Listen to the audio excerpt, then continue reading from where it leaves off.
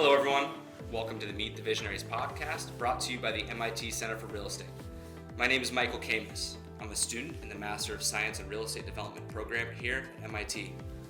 Today we're joined in person by David Steinbach, the Global Chief Investment Officer at Hines, one of the world's largest and most respected real estate investment and management firms. David is responsible for directing Hines' global investment strategy and capital allocation across all regions and property types, and he serves on the firm's management, executive, and investment committees. David joined Hines in 1999, and over his more than two-decade tenure, has played a central role in building and scaling the firm's flagship discretionary funds, navigating multiple real estate cycles, and expanding its global investor base. Under his leadership, Hines' assets under management have grown from around $10 billion to well over $90 billion, reflecting both disciplined execution and a long-term view on urban and real estate fundamentals.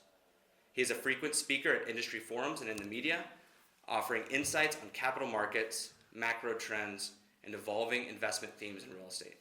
David holds a Bachelor of Business Administration and an MBA from the Texas A&M University. David, welcome to the podcast, and thanks for taking the trip up north. I know you're a little cold. Thanks for having me. Absolutely. Good. So I guess if you have a Bachelor's of Business Administration and an MBA from Texas A&M University, I guess would it be fair to say you're a double Aggie? Is that a term that gets? I guess around? I've never heard that. I've never been described to that, but I'll take it. All right, I'll take so it. we'll take it there. I'll refer to that in the future. So you joined Hines in 1999 and have grown within the firm to where you sit today as a global chief investment officer. Can you take us back to your early years at Hines and maybe share a story or a project that's really shaped the way that you think about real estate? Yes, it is quite a story. It's been an interesting journey for me personally, but also just to witness a lot of changes in our industry in the last 25 years. There's been a lot of changes. When I started at Hines, we did have about $10 billion under management. And that just on a relative basis compared to where we are today, I mean, that is a big number by any measure, but just compared to where we are today, that feels so different of an organization than we are today. I mean, that's over almost 10x growth in that time. And back then in 99, we were primarily doing just office development, and we just had a couple projects. Now there's hundreds of projects that we're doing in a year. Back then we were just really in a few key cities, and today we're in 30 countries, 384 cities.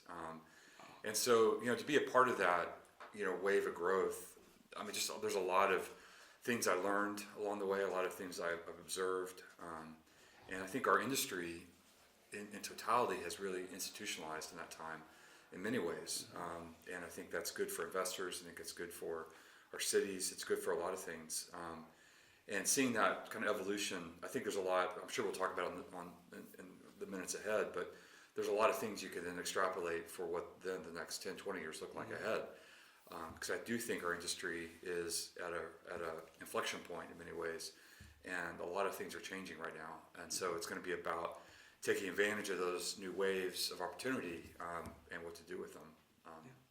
Absolutely. And I imagine that over your tenure at Hines, you've had the opportunity to work with the legendary Gerald Hines. Can you share maybe a lesson that you've learned under his leadership and something that stuck out with you throughout your career? I did know Mr. Hines, actually. It's been a pleasure to know him.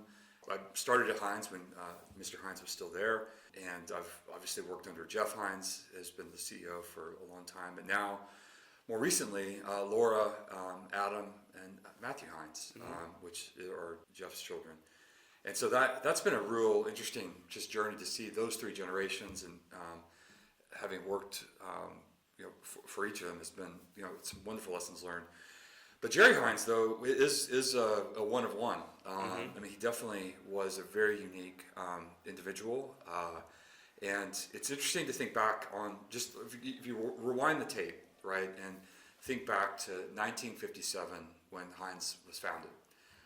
Jerry Hines went to Purdue University, and after World War II, he moved to Houston to sell air conditioners.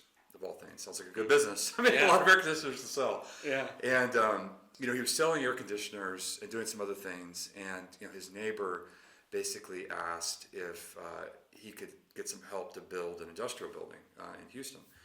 And Jerry basically said, I'll do it, let me do it. And so our first project was actually an industrial project in Houston. And, we did a few of those. Then we moved into some very small office buildings on a street called Richmond Avenue, and then did some multifamily, and then, started to get some bigger projects. But I think about in the late 50s, kind of just put your mind in the late 50s in Texas, in Houston, and think about all the other people that were doing some industrial projects back then. And why were we able to do what we did as an organization? How do you go from that to being a global investment manager, developer all around the world with over 100 billion of AUM? And I think about that a lot, because the question is why, right? Why were we the outlier? Because I guarantee you that almost every one of those companies back then are now gone or bought or sold or whatever. And I think that there's a couple of key themes that I think about when I think about what made us different. I think first, it is about a lot of Jerry's energy that got transferred to Jeff, and then the employees that came along that to really help to expand the company. So that's certainly kind of table stakes to kind of start the conversation. But there's some other factors I think that are also important. I do think the firm has had a unique ability to take and manage risk, to see above the tree line in terms of some things that are coming our way as the industry unfolds, to be able to make important pivots and be very agile. And I think that's also important. And to really focus in on some things that have really mattered the last 70 years, and that is about trust. It is about doing the right thing. It is about quality of what you do, and real pride in that, and consistently executing for your investor clients over a long period of time. And so those things are the building blocks to, I think, enabled us to grow and do what we did. That's so well put. There's a book sitting on the table out there, but it's a book about Gerald Hines, and I don't know that some of those stories are in there, so that was great insight. Thank you for that. So kind of taking a step back, in your role, you oversee investment strategy across geographies, sectors, and capital structures. At a macro level, how would you characterize where we are in the global real estate cycle today? And what makes this cycle fundamentally different from other downturns? Well, this is one of the most important questions I think any industry participant could be asking right now, because I do think some very important things are changing. I think first of all, I think there's a bit of a redefinition occurring in terms of real estate itself, and I think real estate is now being seen as real assets, which is a broader kind of definition. And I think that transition from just being kind of a real estate strategy or real estate execution model now into a broader pool of real assets is a very important shift. And the reason I think that is because the way that the macro economy is being reshaped right now is, I just can't stress enough of the importance of what's happening, because we're at the very tail end. In fact, I think it's probably actually now closed, of a 40-year cycle that has run full course. And that 40-year cycle was defined by several things. First, it was defined by globalization. That created a dynamic of deflation and a lot of synergies and efficiencies in the global economy that supply chains were built around, everything was built around. And it also provided an environment where interest rates were on a steady decline, and the cost of capital was ever cheaper, and the scarce resource in the system was really finding beta and having access to quick capital in an industry, which is broadly our industry, was really mostly going through an institutionalization process and going from a world of extreme opacity to transparency. And as it made that shift from opacity to transparency, that created liquidity and created returns as investors got more comfortable with what they could invest in. And so that led to a rise of certain themes and certain styles of investing that really had a lot of money was to be made, right, in that cycle. And in my view, that cycle is done. And what's interesting about the finale of that cycle is that nobody actively working today, has known anything but that cycle. And I think that there is a fair amount of recency bias that is just normal for people. And what I think about then the next chapter and what does that bring, it's interesting because when the rules are different, the state of play is different, everything's different. That is tremendous opportunity, right? Tremendous opportunity. I mean, if all the seats are taken, right, at the table, it's hard to work yourself in. It's hard to find a way in to a room where all the seats are taken. Yeah. But when everything is kind of upended and there's many seats open, right, that is a tremendously exciting time for our industry. And I think that, again, we should unpack in this podcast kind of what some of these themes are for the future. But I just can't say enough of what an opportunity that is as we transition into a new era of investing. That's exciting. So that being said, as this cycle comes to an end, what signals matter the most to you right now? Are you looking at, obviously, pricing, liquidity, fundamentals? What is the biggest thing you're looking for? So I think that the first thing that I think about when looking at what has been a pretty hard downturn, right? So that downturn began in 2022, and that's when interest rates went up about 500 basis points. It's one of the steepest increasing cycles that we've seen really ever, and that was certainly took the wind out of all the sails and I think that to me defined the chapter close, and so that did create a dearth of capital and transactions that definitely slowed everything down. And when you think about, especially the private markets of real estate that rely on private activity to transact and it's kind of like a wheel that turns, right? And so when the market is healthy and functioning, people are selling projects and they're redeploying that into real estate, and that wheel's turning. And when you can't sell your project because the bid-ask spread is too wide or for other reasons, that wheel slows down. And so like that's kind of what we've experienced, is that wheel slowed down. And so, as we went into that, it was pretty clear that, we needed to be, first of all, put the brakes on new investments, because we need to see, we don't quite understand exactly where the bottom is, and we want to know, kind of have a sense of we don't have to get it perfect, but have a sense of a feeling of bottom versus continuing to fall down to new levels of low, which definitely felt that way for a couple quarters. And on top of that, this time, because of COVID and other things, it also created some real disruptions in the fundamentals. Right. And that was focused mostly on office, but there's some other elements that really hit. The city of San Francisco, New York, some of the key urban areas, both here in the United States, but also around the world.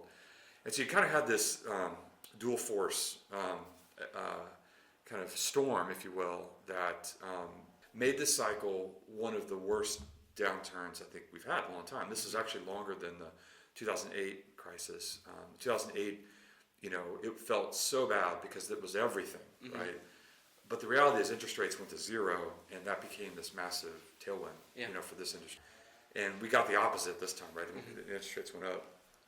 And so we needed to have some settling of both the fundamentals, but also of the free fall of the capital markets. And that both those things to me have already stabilized. I think the fundamentals we saw recover, I would argue, really really into 2023, 24, and then kind of 24 into 25 started to see capital markets, and kind of by the end of last year, it felt much, much better. And I think this year's now poised into the recovery. But happy to unpack. There's a lot to unpack in all that. So just kind of how we're also thinking about underwriting today, and how we're thinking about executing for investors in this kind of new era. Yeah. So in this new era, do you think, you've mentioned bid-ask spreads are tightening. Do you think that investors are starting to absorb that new cost of capital? I think, So it is interesting to think about. So we actually put together some research last year on this, and I was talking to Josh Scoville, who's our global head of research, He and the question was, okay, if we're in a new era, can we look back on history and look at prior cycles to learn from? And is there any other prior cycles that rhyme, at least, with what we're feeling now? And when we went back to the data, we actually looked. We didn't have to go too much further than the late 60s and early 70s. And when you and we have a paper that goes through this, but when you look at the data and look at what happened then, cap rates actually went up, but rental rates also went up a lot. And that's because new supply is cut off. And those dynamics, I think, are playing out right now. Totally. New supply is, without question, cut off. And it's interesting, I was born in the 70s, so I don't remember it, but I have this vision of the 70s. I had previously had this vision of the 70s as being stagflation and kind of a sense that nothing really happened. But the reality is there was a inflationary cycle that played out, and the lack of new supply fed into that inflationary cycle in terms of creating rent growth. And there was actually a fair amount of rent growth back then that really was where most of the investor returns came from. And so that's the dynamic we're waiting for right now, and it's already starting to play out. Right. And what I think will happen this year, next year, into 2028, is the spread between the cost to build versus cost to buy. That spread will start to shift as rental rates go up, and that will be the signal to start building soon. It's just not quite there yet. But it also means when you underwrite a deal, at least we're looking heavily at rent growth and NOI, just the net operating income, versus cap rate compression or anything on the capital stack to find your drivers of value. So it's all about cash, really, and driving that. So has that kind of informed your development versus acquisition approach? It has, and look, last year at Hines, just to kind of run through a couple numbers for you. Last year, about half our business was in the U.S., about 30% was in Europe, about 20% was in Asia. About half of what we did was in the living sector, and the other half was a mix of logistics, retail, office, and credit. I'd say, over 80% of what we did last year was acquisition, and about 20% was development. And normally we have at least a 50-50 kind of business. Sometimes it's even more development than acquisition. So we've been very tilted towards acquisition, which is what the cycle is calling for right now. I think the blind spot investors have, though, is there is a herd mentality that happens with investors. And right now, development is off. Like, nobody will go to investment committee for development. And so therefore, there's no development happening, right? And so what the investors miss is that some of the early cycle development is actually the best margins, and it's when it's uncomfortable. And so this kind of paradigm of either buy or build isn't quite true, actually. You should be buying right now, but you should be preparing to develop and getting into deals early. There's a way to get site control. There's things you can do to get ahead of that. And that's what investors should be doing right now, and they're not for the most part. And so that's kind of what we're telling everybody that will listen to get ready, because it is coming. Do you think that this market environment's definitely better suited for someone with a more established, larger platform that can operate at economies of scale? Well, I think you're asking an interesting question, because I think what's happening in the industry, it's fascinating, right? I think that there is a barbell effect happening, right? So imagine you got the gym and a barbell, and you've got kind of weights in either end, and you got the bar in the middle. And I do think that the middle is going to get squeezed in this next run. But that means basically firms are going to have two choices. You either scale or you specialize, and you go niche. I think the market will have room for both, either scaled groups or niche, specialized groups. But that middle section, it's going to be tough. And I think it's going to be tough for a couple reasons. This gets into what's happening in the economy and the things that are really going to move the needle with AI and data. Getting into predictive analytics, and these things you have to have some resources to be able to pull that off. But real estate at the end of the day is a very decentralized, fragmented world, and there's always going to be a ton of opportunity for those that specialize and just figure out other ways to kind of get the data from the scale while executing excellently locally. So, but to me, you got a decision. I think staying in the middle is not going to be an option in the long run. So talking about deglobalization and a fragmented global economy, this push for deglobalization is definitely forcing investors to start looking more locally. Yeah. Even though capital does remain global. You've made a very interesting analogy in the past. I have to say, your analogies are fantastic, by the way. You said that in the past that in a low interest rate environment feels more like downhill skiing, Right. where speed and agility are going to drive returns to success. But in a high rate environment like today, we're more in a cross country skiing race where discipline and endurance are rewarded.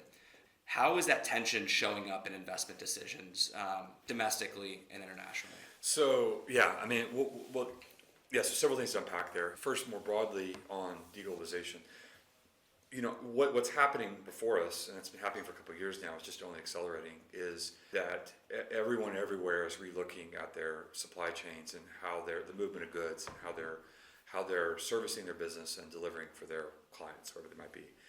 And the world is if the last 40 years have been about putting it together, this is now about pulling it apart a bit. And everyone's looking for redundancy and how to really think about making sure that they can deliver regardless of what happens.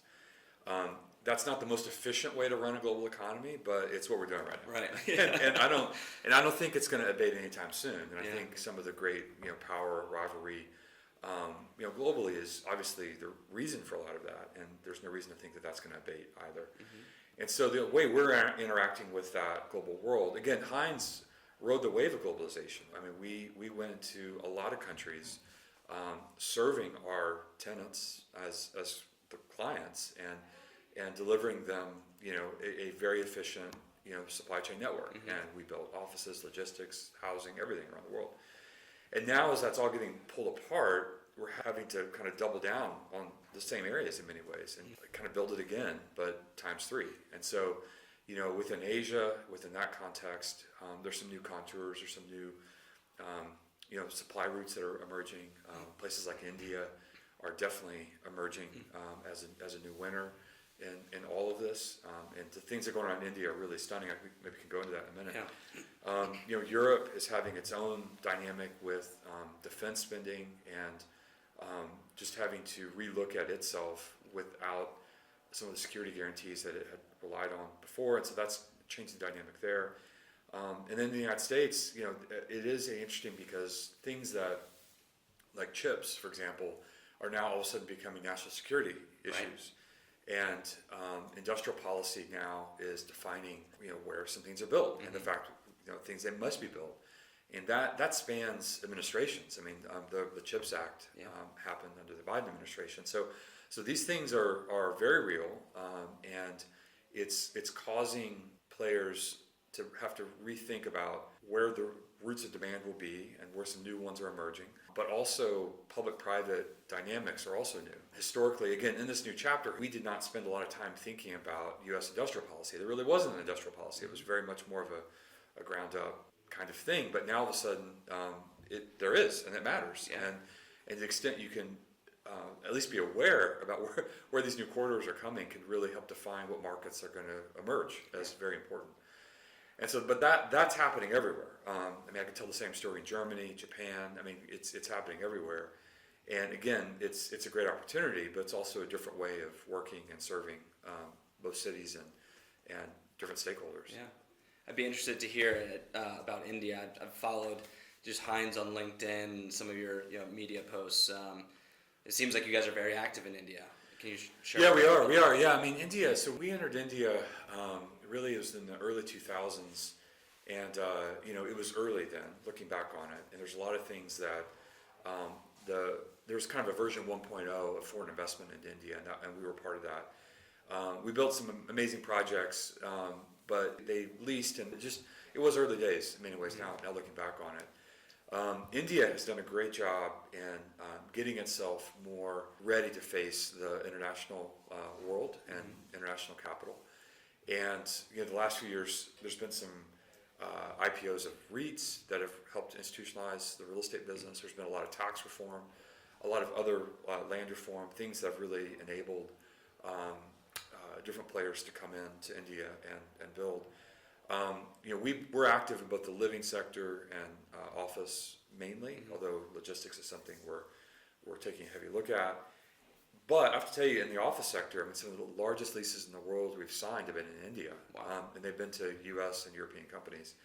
And the rate of expansion is unbelievable. And a lot of it has to do with companies increasingly relying on India's highly educated workforce, wanting to come back to India, wanting to be in India, but they're not only well educated either in India or abroad, but they also have work experience abroad, and they've worked with companies all over the world, and so the ability to add value and to fit into a company's overall supply chain of talent has been critical, and so companies have been accessing that. Awesome. Kind of continue on with our understanding how you're operating regionally. You obviously are set up in offices around the world. You have local market knowledge. You are able to make deals at the local level. Do you think that's going to help Hines capitalize on the future of where this cycle is headed? Well, certainly our value proposition to investors is the fact that we've got both a global perspective and have pattern recognition and can see things and trends, be able to act as one, be able to do large scale things, but also having an incredibly scarce resource, and that's the local talent. And so really bringing both those together is part of our unique value proposition. There are a lot of firms that can pull together the global, so that if we just did that wouldn't frankly be differentiated. I think having that local embedded team in 380 cities, 30 countries, that's hard to pull together. It takes a long time. And certainly we grew organically, not through M&A. And I think that's allowed us to be very consistent in how we work and culture that's very strong. If you're in our Paris office to New York to Sydney, it's a Hines office. It feels that way. And our teams are locals and they're embedded in their cities. And so to me, having kind of both those are incredibly important because some of the questions and challenges that the real estate industry is going to face are coming from a couple different fronts, right? There's a hyper local things that have to be solved. I mean, cities do have increasing views about how they want their cities to look, how they want them to feel. Working through zoning, entitlement, even getting power, for example. These are all new waves of challenges that we have to work through with those stakeholders. At the same time, we've got this economy that is increasingly going to require investment into very large-scale, capital-intensive things, data, energy. I mean, these things require coordination and capital, industrial policy for these different countries, and so being able to speak in that room as well as the local town hall and being able to navigate that is, I think, going to be a unique thing that we can deliver for our investor clients, and that's what seems to be resonating with them right now. Absolutely. Kind of zooming in on one of your strategies, a lot of your reports and research has cited the global housing shortfall as a big investment theme for Hines, specifically around challenged affordability. How does that structural imbalance kind of shape your conviction around the living sector? And why do you think and how do you think some investors tend to oversimplify the opportunity? So living right now is, like I said, about half what we did last year was in the living sector globally. And how that presents itself in different geographies really depends on the geography. And so in Europe, for example, we've been mostly focused on student housing. There is a big shortfall there. There's a lot of things happening in the European universities. A lot more foreign students are going there, frankly, and these universities are really gearing themselves up to try to bring more foreign students. And meanwhile, the lack of supply is very, very low. In the United States, the U.S. is a big country. There's a lot of different dynamics in the U.S. And so, in the Southern Belt, there has been a lot of development. It's interesting how much development has happened and how well leased it is now, actually. So it's interesting how well that got absorbed. But there's also other pockets of change, and I think it's a demographic change, where particularly you follow the demographic waves, millennials in the United States, when they went to college, there's a big theme to build student housing in the United States. Now that's, we're not so active in that because it feels like a lot of that has been built, and frankly the demographics are kind of turning the other way on that. But then the millennials, they all got jobs and they moved to big cities, and so the industry followed them there, and they built these urban infill multifamily projects, and now they're in family formation years, and now many of them are moving either back to where they came from, but they're bringing with them urban sensibilities as they do that, Right. and they want something a little bit different. And so some of this is chasing demographics, but it's a big wave of people, Right. and so it's a big opportunity. So I think, when you think about living, there's a nuance there that's super important. And so I think that's one theme that's really important. I also think that when you think about living as a sector, when you zoom way out and look at the sector globally, it's really important to remember that in the United States, at least, that the sector has experienced a lot of institutionalization over the years. And 30, 40 years ago, it was way more fragmented. The service elements just weren't there. It wasn't the favored asset class like it is today. And with capital came solutions, and great tenant experience became a thing, and amenities became a thing. And it did feel like every time there was a project that had better amenities, better service, but the rents needed to get to a certain level to justify it, people would question it, but then it leased up, and it was amazing how that filled a need that we didn't even appreciate fully it was there. When I go to Australia, for example, and I did this about 18 months ago, and I wanted to get into the experience of the user for what it was like to rent in Sydney, Australia. I'll pick on Sydney.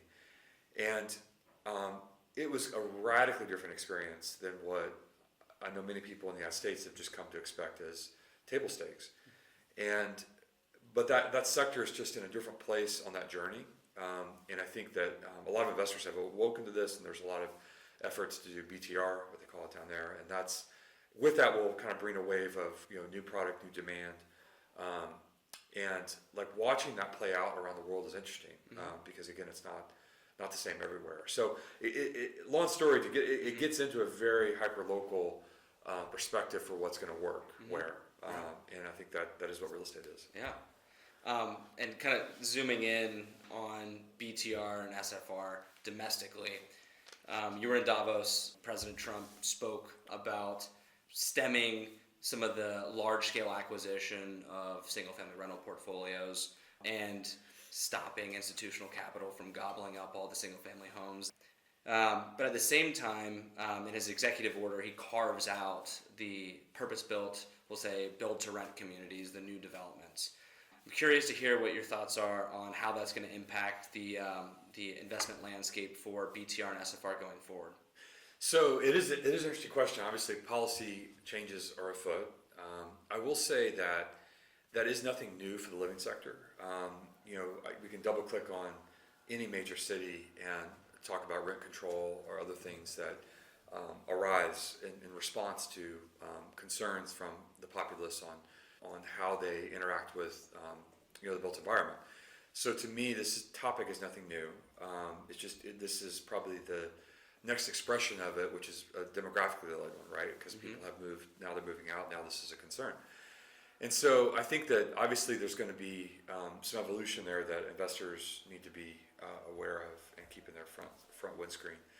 I do feel like that the real solution is to build more, is the way to solve the problem. And in any conversation that we're in, we are seeking ways to help make it easier to build and how to enable that, because I think that is the real solution. And we believe that in the urban centers as well as wherever, Nashville or wherever.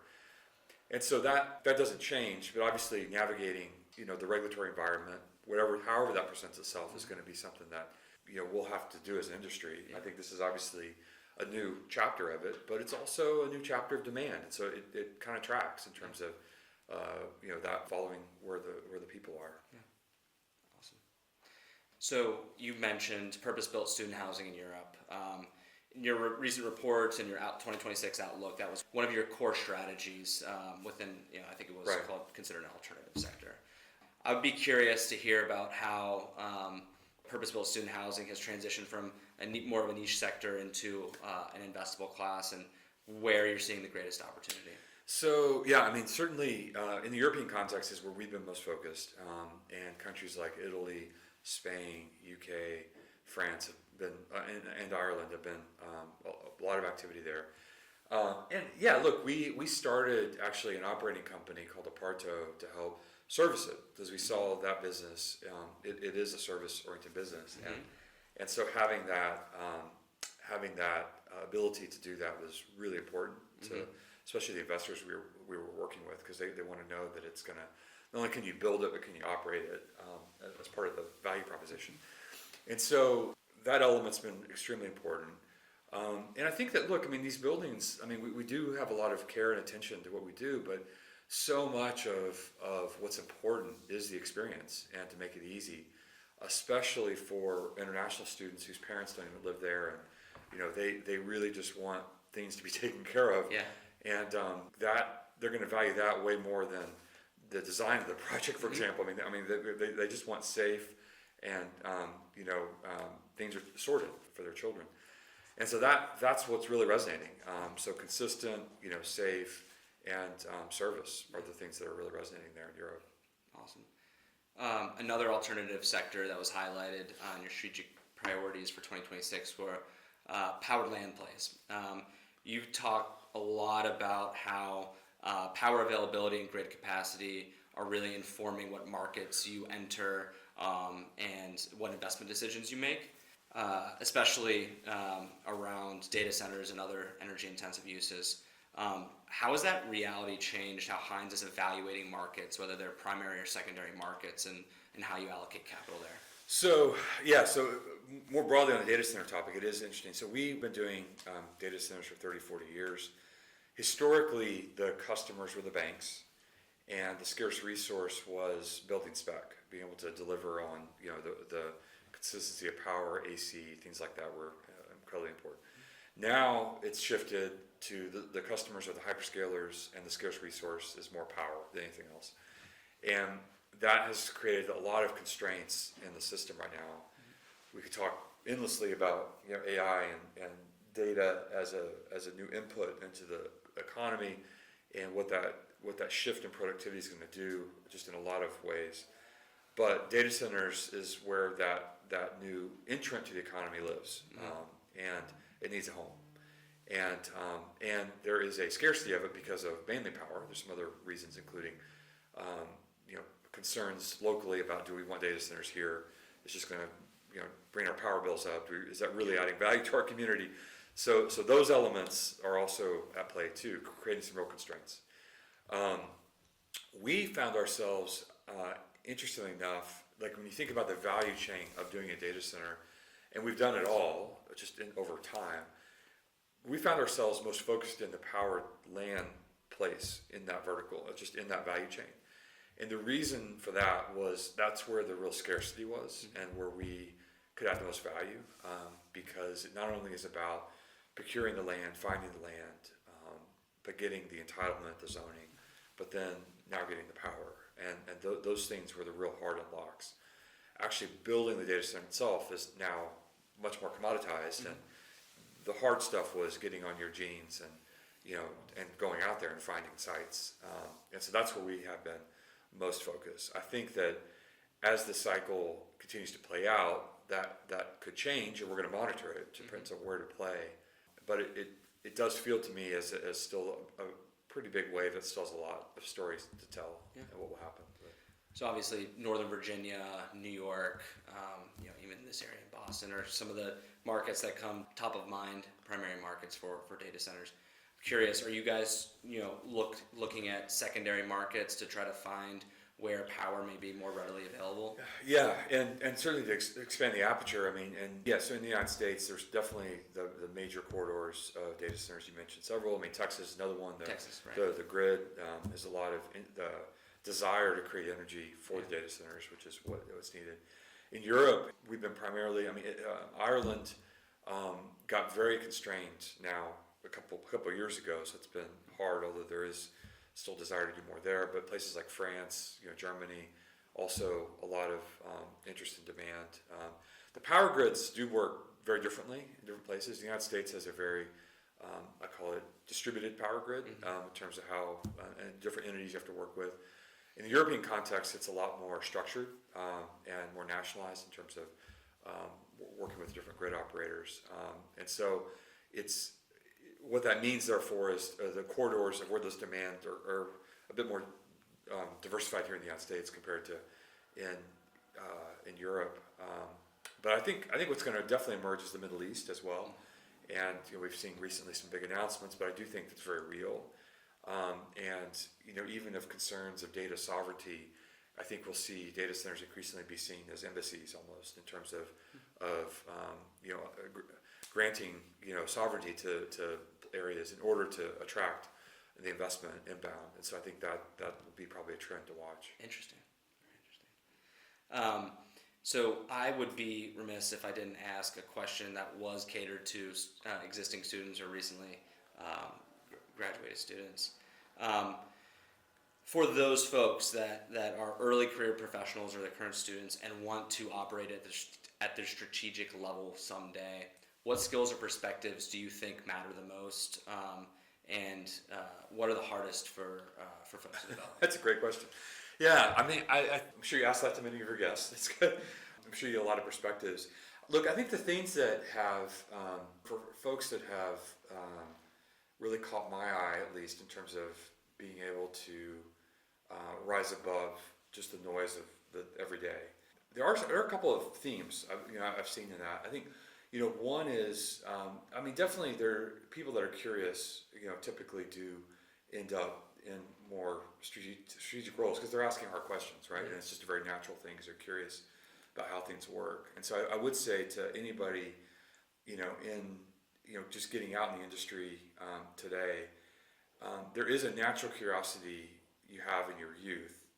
Don't lose, and really try to cultivate that and curate that through your career, and that takes work because you get busy. You have families and kids and other things happen, and it's easy to get into the rinse and repeat of life. And to keep your curiosity is probably a very individual question about what that is going to do to do that.